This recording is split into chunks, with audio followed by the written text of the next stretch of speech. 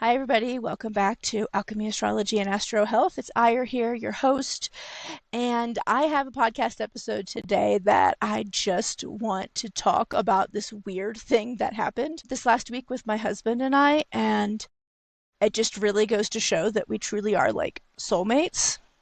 And that it's important to find a person who gets you and understands you and is totally on your wavelength because one, life is so much better, and two, your marriage will be so much better.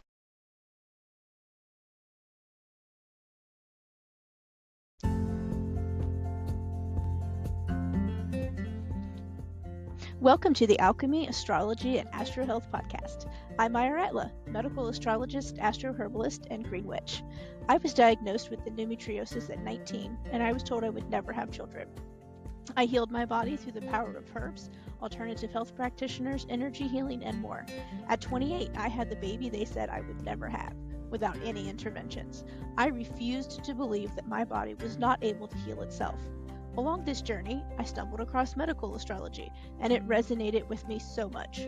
I started down the path to learning this unique system that had been used for thousands of years in the medical community. I now help other women heal their bodies using their cosmic blueprint, the unique blueprint that every person has embedded in their DNA from the stars. This system helps me see what's going on in your body on a cosmic level and exactly how to help you give your body what it needs to heal itself.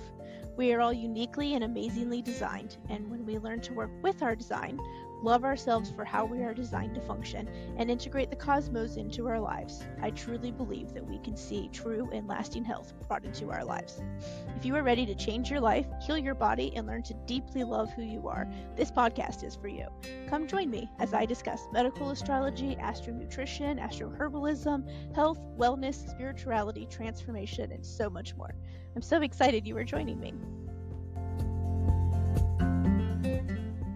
So this week we went to go do our weekly run for groceries and errands and all that fun stuff. And we left a little sooner than we usually do. We went on a Tuesday night instead of a Wednesday during the day because it's been so hot here that it's like almost 100 degrees down in the valley where we have to go for shopping. So we go down the mountain, and that's just too hot to be running errands in.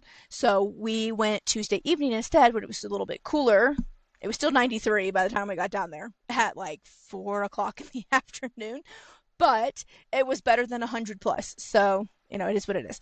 But we went and we did some thrift shopping, which we love doing. I've got a lot of cool stuff from thrifting.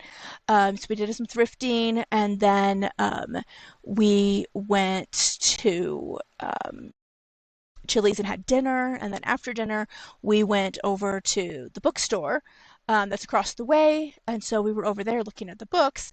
And they have a whole section of like spirituality and witchcraft and tarot cards and all that kind of stuff, right?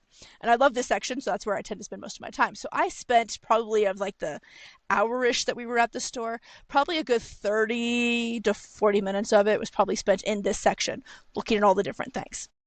So I found a deck, an oracle deck to be specific, that I really liked. Like it really kind of drew me to it and pulled me over there. But I have like, 1,700 decks already, which most of us witches do. So I was like, I really don't need another deck. But I just kept feeling pulled back to it. So I wandered away, looked at a bunch of other stuff, still kept being pulled back over there. So I went back over and I'm looking at it, and it was on the bottom shelf. So, I mean, the fact that I even saw it was because, I really was pulled there. Otherwise, I probably would not have seen it because it was so low. And so I'm like kneeling down on the ground, like looking at this thing, at this deck that I found. And my husband comes over and he was like showing me what he had found that he wanted to get. And we were discussing that. And he saw the deck in my hand and he's like, "Are you getting that?" And I said, "I don't know. I don't need another deck. I probably don't need to get it, but I said, I just keep feeling pulled to it." So he grabbed it from my hand and he's like, "No, you need this deck. If you're feeling pulled to it, you need the deck." And I'm like, "You're right, but you know." And he's like, "No, no, we're getting the deck." So he kind of like stooped down to like see what I was looking at and show me things because I was, on the ground. So he stood back up after he took the deck, um, and as I'm standing up, I see him. He had turned. He was looking at the bookshelf, and he goes, "Oh," out loud. He goes, "Oh, that's my wife."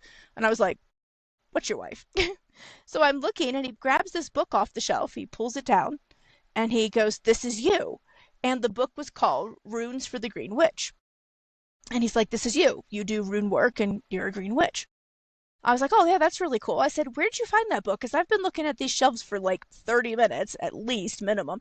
And I didn't see the book at all. He's like, it's right here. And I was like, so I turn it over and I'm reading the back of it, and it sounds very much like the deck of cards. And I was like, this sounds like the deck of cards, but like in book form.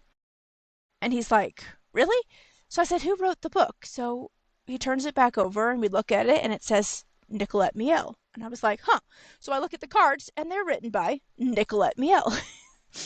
And I was like, you've got to be kidding me. And I was like, I've been at this section for like 30 to 40 minutes and I have not seen that book at all. Like it was not there. I've looked over this whole section and this is the last deck of cards that they had. And I only found it because I felt drawn to the bottom shelf for some reason. That's literally on the ground. So I was sitting on the floor looking at it. It's the only reason I saw it. And I'm like, what are the odds that, he finds this book that apparently has been there, but I haven't seen it, that matches the deck. So I'm like, obviously, I need to get these two things because Spirit is pushing me that way. Also, I will say it's probably Hell as well. She has been really pushing me lately to do some things that are outside of my current comfort zone. Um, and so she's been really, really pushing for me to start using runes more in my actual work with my clients, and do some more divination work with them and do some other forms of astrology with them. There's a form of astrology called runic astrology, and it's more of actually like a divination tool instead of like an actual astrology, understanding your psyche and how I do it, understanding your physical body and your physical, emotional, and spiritual body. Like that's how I do it, but that's not how runic astrology is. It's actually where people ask questions and then you cast a chart using runes, to determine like the answer. So it's really cool. I've been working on it. It needs a few things, so I've been getting those together. So the one thing I needed was dice, which my husband made me. He made me these dice and then he painted them, hand painted them for me. So they have all the runes on them. So that's what I needed. I needed some runic dice, so I got those now. So I also needed a deck of rune cards. So it's literally just cards with the runes on it. And I found one on Amazon, but I was trying to see if I could find one from like a different place, like a local place or something, or a different seller who was like I could find on Etsy or their own website because I want to support, somebody who's on Amazon if I can, right? So I've been waiting and waiting and waiting and kind of reaching out to like my team, my spirit team, like, hey, this is what I need, and I need y'all to like help me find something. So this deck I was drawn to is called the Runes and Roots Oracle, and it's a 32, 36 card deck that has all 24 of the runes on cards, and then it has the rest of the cards are bind runes. So they've made their own like protection runes basically with that, and then you use them as an oracle deck, or in this case, I could use them for the rune cards that I need for my thing. So these are them. They're super cool. The art is amazing. These are the backs. But the art was done by Adrian Rossi, and they are amazing. And each rune corresponds with a zodiac sign, so you can use these when you're formulating a remedy for a client. So they're really cool. I absolutely love them. If you're listening to this on the podcast, you should run over to YouTube, to the Atlas Astrology channel or the Alchemy Astrology and Astro Health channel, and go look at the video because I'm showing what these cards look like, and they're gorgeous. And you need to see them. So I got the cards that I need without actually buying like the deck from Amazon. So this was from, it was a better deal, honestly. Totally worth it. Absolutely love them. But yeah, they're super cool. My but yeah, so then the book actually goes into greater detail on each rune, the correspondences that it goes with, which is the zodiac sign, the color, the elements, um, the stone, gemstone of any whatever kind, the plants that match with them, and then like all the magical and medicinal properties of each one of those plants that goes with it. So it's actually going to be super helpful to come up with remedies for clients based on their charts and what they need remedied using combining the runes with the astrology with the person's particular chart and get what I need from it. So this is like exactly what I've been looking for, but even more than what I was looking for or knew I was looking for. So it's super cool. And I think it's just super amazing that I have found a guy who one knows his wife so well that as soon as he saw that book knew, hey, this is exactly what my wife does because he knows what I do and was like, hey, this is you, which is amazing in and of itself because not everybody gets that in a spouse. I didn't get that the first time around in a spouse, let me tell you that. So I was much better in choosing the second time around.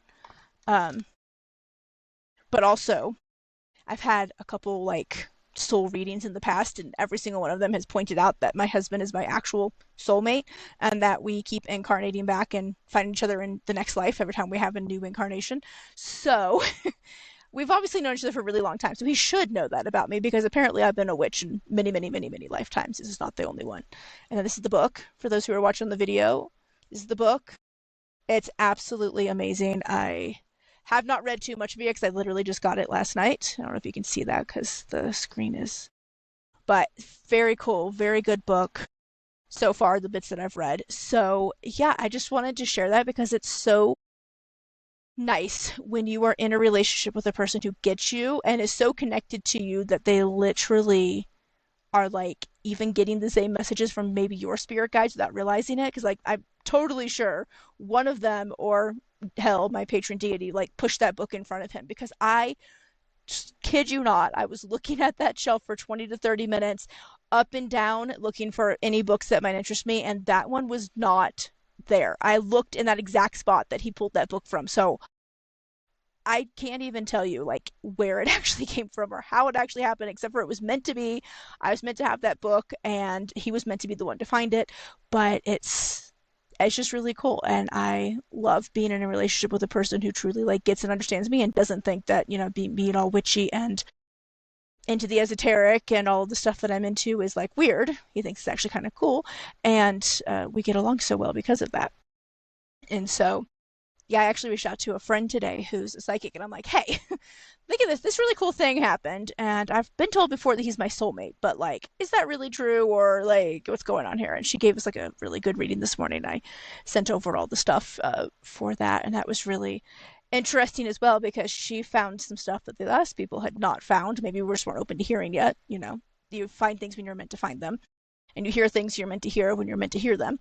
And so it was just really cool. But I just wanted to share that it also, just before I forget, all of this occurred under a Scorpio moon, and he's a Scorpio sun, and I have 5 planets in Scorpio. So it all was definitely meant to be. Like, it was definitely a Scorpio transformation moment because hell is 100% pushing me to do some new things in my business and add some things for my client work and how I heal people. And so it's been a bit of a journey currently of exploring what those things are that she wants me to do and then trying to figure out how I'm now supposed to be doing those because some of them are things that this current incarnation of myself did not know existed, but apparently previous incarnations have done it before, and she apparently wants me to do it again this time. So I'm